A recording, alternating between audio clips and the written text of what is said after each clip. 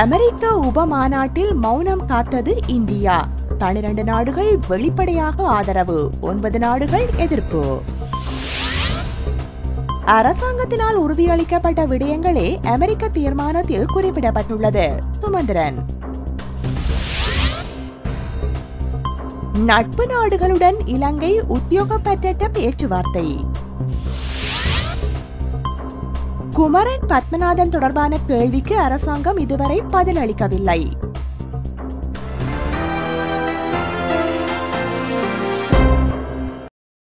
தொடர்வது விரிவான செய்திகள்.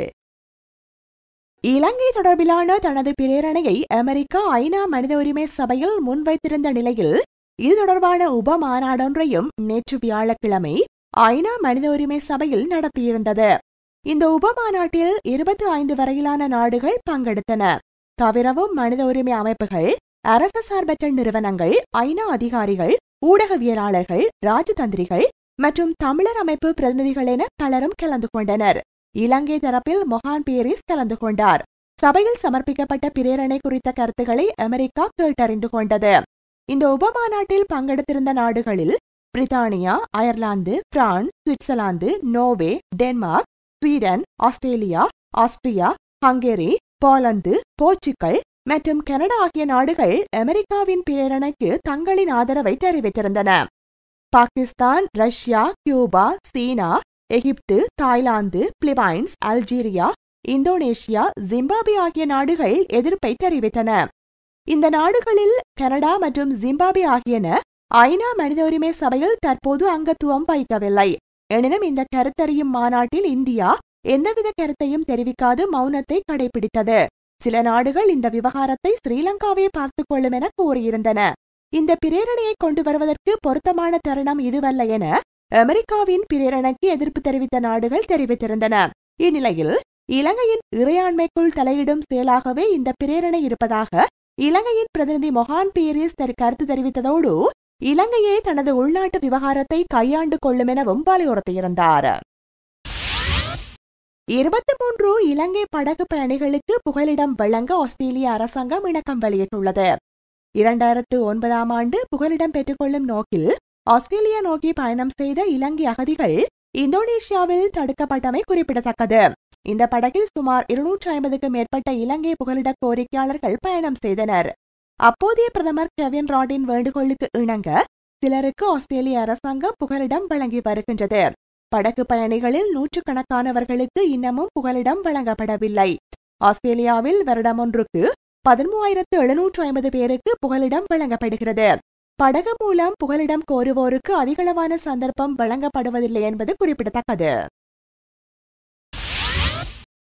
இலங்கையை தோல்வியடைந்த நாடாக கருத முடியாது என பிரித்தானியா அறிவித்துள்ளது.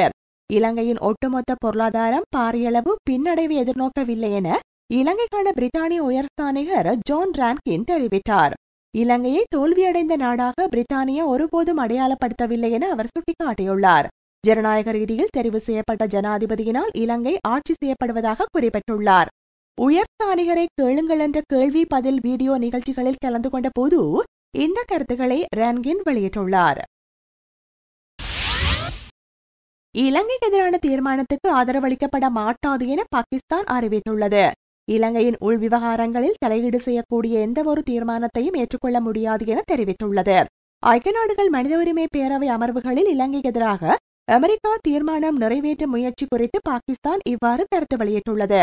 ஐக்கிய நாடுகள் மனித உரிமை பேரவையில் இலங்கைக்கு எதிராக தீர்மானம் நிறைவேற்றினால் அது பாதக விளைவுகளை ஏற்படுத்தும் என பாகிஸ்தான் உயர்ஸ்தானிகர் ஆலயம் தெரிவித்துள்ளது. குறிப்பாக யுத்தத்தின் பின்னர் அரசாங்கத்தினால் மேற்கொள்ளப்பட்டு வரும் நல்லிணக்க முனைப்புகளை தீர்மானம் பாதிக்கும் என சுட்டிக்காட்டப்பட்டுள்ளது. தமிழீழ விடுதலை புலிகளின் முன்னாள் சர்வதேச விவகார பொறுப்பாளர் குமரன் பத்மநாதன் தொடர்பில் ஐக்கிய தேசிய கட்சி எழுப்பிய கேள்விக்கு அரசாங்கம் உரிய பதில் அளிக்கவில்லை என தெரிவிக்கப்பட்டுள்ளது. குமரன் பத்மநாதன் தொடர்பில் ஐக்கிய தேசிய கட்சியின் பாராளுமன்ற உறுப்பினர் ரவி கருணாநாயக்க பிரதமரிடம் கேள்வி எழுப்பியிருந்தார். குமரன் பத்மநாதன் அரசியலில் ஈடுபட்டு வருவதாகவும் அரசாங்க செலவில் ஹெலிகாப்டர் மூலம் பயணம் செய்து வருவதாகவும் அவர் குற்றம் சுமத்தியிருந்தார். இந்த குற்றச்சாட்டுகளுக்கு ஆளும் கட்சியினர் பதிலளிக்கவில்லை. பாராளுமன்ற நிலையியற் கட்டளைக்கு புறம்பான வகையில் எதிர்க்கட்சியினர் கேள்வி எழுப்புவதாக ஆளும் கட்சியின் பிரதம கொறடா தினேஷ் குணவர்தன சுட்டிக்காட்டியுள்ளார். ஐக்கிய நாடுகள் மனித உரிமை பேரவை அமர்வுகளில் கலந்து கொண்டுள்ள நட்பு நாடுகளுடன் இலங்கை பிரதிநிதிகள் உத்தியோகப்பற்ற ரீதியில் பேச்சுவார்த்தைகள் நடத்த தீர்மானித்துள்ளனர். அரசாங்கத்தினால் முன்னெடுக்கப்பட்டு வரும் நல்லிணக்க முனைப்புகள் குறித்து உறுப்பு நாடுகளுக்கு விளக்கம் அளிக்கப்பட உள்ளது. அமெரிக்கா உள்ளிட்ட மேற்குலக நாடுகளினால் இலங்கைக்கு எதிராக தீர்மானம் நிறைவேற்ற மேற்கொள்ளப்பட்டு வரும் முயற்சிகளை முறியடிப்பதற்காக உறுப்பு நாடுகளுடன் இலங்கை பிரதிநிதிகள் பேச்சுவார்த்தை நடத்த உள்ளனர். மனித உரிமை பேரவையில் இலங்கைக்கு எதிராக நிறைவேற்ற முயற்சிக்கப்படும் தீர்மானம் நல்லிணக்க முனைப்புகளை பாதிக்கும் என உறுப்பு நாடுகளுக்கு விளக்கமளிக்கும் நோக்கில் இந்த உத்தியோகப்பற்ற பேச்சுவார்த்தைகள் நடத்தப்பட உள்ளன. அரசாங்கத்தினால் ஏற்கனவே உறுதியளிக்கப்பட்ட விடயங்களே அமெரிக்கா தீர்மானமாக நிறைவேற்ற திட்டமிட்டுள்ளது என தமிழ் தேசிய கூட்டமைப்பின் பாராளுமன்ற உறுப்பினர் எம். சுமந்திரன் தெரிவித்துள்ளார். உண்மையை கண்டறியும் ஆணைக்குழுவில் பரிந்துரை செய்யப்பட்டுள்ள விடயங்களை அமல்படுத்துமாறே அமெரிக்கா கோருவதாக குறிப்பிட்டுள்ளார். இதனால் நாட்டுக்கு எவ்வித பாதிப்பும் ஏற்பட போவதில்லை என அவர் சுட்டிக்காட்டியுள்ளார்.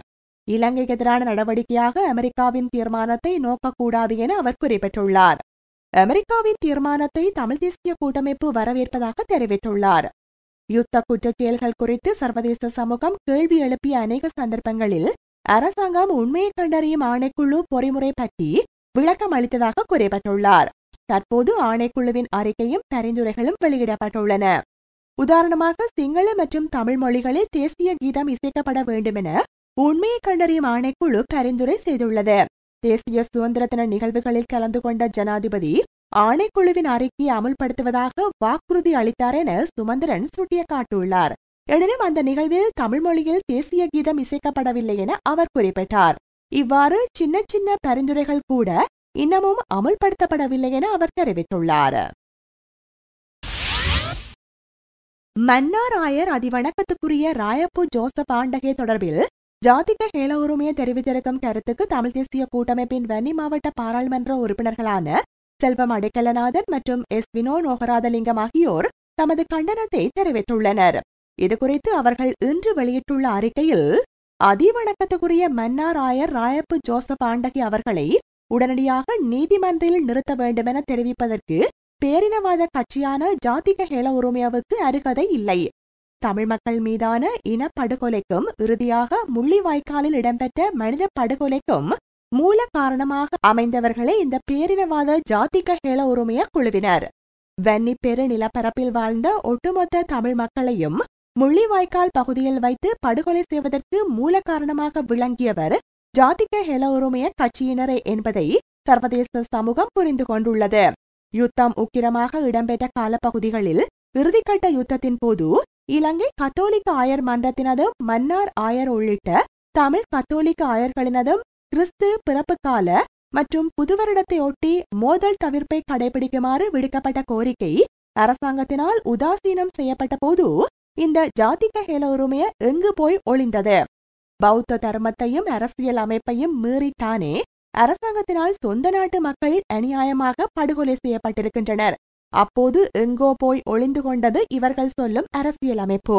இறுதிக்கட்ட யுத்தத்தை சாட்டாக கொண்டு வன்னி பெருநிலப்பரப்பின் மீது விதிக்கப்பட்டிருந்த திட்டமிடப்பட்ட பொருளாதார தடை, மருத்துவ தடை உள்ளிட்ட மனிதநேயத்துக்கு முரணான செயற்பாடுகளை ஒரு நாட்டின் அரசாங்கம் முன்னெடுத்திருந்த போது தனி மனிதனாக வன்னி காடுகளுக்குள் இடம்பெயர்ந்து சென்று கொண்டிருந்த மக்களை தேடி அலைந்து அவர்களுக்கு ஏற்பட்ட இழப்புகளை நேரடியாக கண்டு மன தைரியத்தையும் ஏனைய உதவிகளையும் கொடுத்து மனிதநேயம் என்றால் இதுதான் என்பதை உலகுக்கு எடுத்துக்காட்டிய மன்னார் ஆயர் அவர்களுக்குத்தான் பாதிக்கப்பட்ட மக்களுக்கு நீதி கிடைக்க வேண்டும் என்பதை கேட்கின்ற உரிமையும் கடமையும் உள்ளது. இறுதியாக ஜனாதிபதியினால் நியமிக்கப்பட்ட கற்றுக்கொண்ட பாடங்கள் மற்றும் நல்லிணக்க ஆணைக்குழுவின் சாட்சிய பதிவுகள் மன்னாரில் இடம்பெற்ற போதும் அதன் முன் பிரசன்னமாகி தமது கருத்துக்களை ஆவணமாக சமர்ப்பித்திருந்தார்.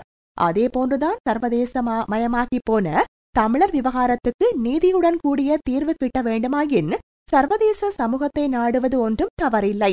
எனவே மன்னார் ஆயர் உட்பட மக்களுக்காக குரல் கொடுக்கும் எந்த தரப்பினர் மீதும் மேற்கொள்ளப்படும் இந்த செயற்பாடுகளை நாம் வன்மையாக கண்டிக்கின்றோம் என தமிழ் தேசிய கூட்டமைப்பின் வன்னி மாவட்ட பாராளுமன்ற உறுப்பினர்களான செல்வம் அடைக்கலநாதன் மற்றும் எஸ். வினோ நோகராதலிங்கம் ஆகியோர் இணைந்து வெளியிட்டுள்ள அறிக்கையில் குறிப்பிடப்பட்டுள்ளது. அமெரிக்காவினால் இலங்கைக்கு எதிராக ஜெனீவா மனித உரிமை ஆணைக்குழுவில் சமர்ப்பிக்கப்பட்டுள்ள யோசனையின் உண்மையான நோக்கம் இலங்கையில் தற்போதுள்ள அரசாங்கத்தை மாற்றுவதாகும் என ஜெனீவாவுக்கான இலங்கையின் தூதுவர் தமரா குணநாயகம் தெரிவித்துள்ளார். இலங்கையில் உள்ள தமிழ், சிங்கள, முஸ்லிம் மக்களின் மனித உரிமைகளை பாதுகாப்பதற்காக அமெரிக்கா இந்த யோசனையை கொண்டு வரவில்லை எனவும் அமெரிக்காவின் தேவையானது இலங்கையில் ஆட்சி மாற்றமே எனவும் குணநாயகம் குறிப்பிட்டுள்ளார். ஈராக், யூகோஸ்லாவியா, லிபியா, சிரியா போன்ற நாடுகளின் உள்நாட்டு பிரச்சனையில் தலையிடுவதற்காக மேற்குலக நாடுகள் மனித உரிமை பிரச்சனைகளை கையில் எடுத்துள்ளன என அவர் கூறியுள்ளார். இத்துடன் செய்திகள் முடிவடைந்தன. செய்திகளோடு இணைந்திருந்த அனைவருக்கும் நன்றி, வணக்கம்.